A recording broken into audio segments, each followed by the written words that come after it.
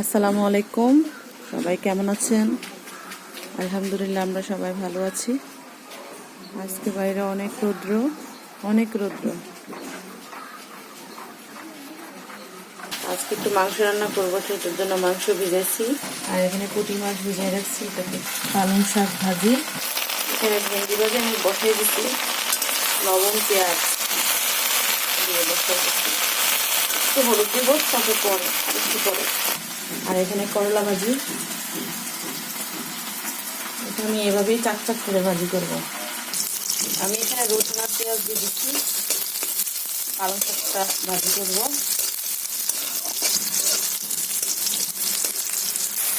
এখানে পালং শাকটা দিয়ে দিলাম, সাথে কয়েকটা কাঁচামরিচ খালি করে দিয়ে দিচ্ছি।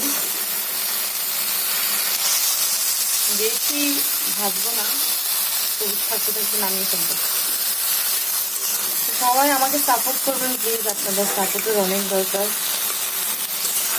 প্লিজ আমাকে সাপোর্ট করবেন। আর আমার যদি কোনো ভুল ত্রুটি হয়ে থাকে আমাকে অবশ্যই কমেন্টসের মাধ্যমে জানাবেন, আমি এটা শুধরাতে চেষ্টা করব। আমি এখানে গরুর মাংসটাও বসিয়ে দিছি, আমার শাক ভাজি ভেন্ডি ভাজি হয়ে গেছে।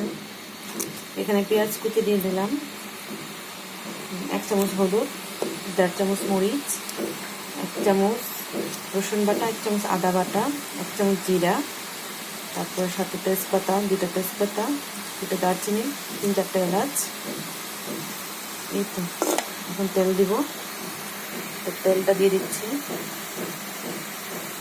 এখানে 4টা লং নিয়েছি, 4টা লংও দিয়ে দিলাম। মাংসটা এখন ভালোভাবে কষাবে, যতক্ষণ পর্যন্ত তেল উপরে না উঠে ততক্ষণ পর্যন্ত কষাবো। তারপরে আলু অ্যাড করবো, আলু কেটে রেখেছি। কষানোর পর আলুটা অ্যাড করবো এখন। আরেকটা চুলে ভাত রান্না বসে দিলাম।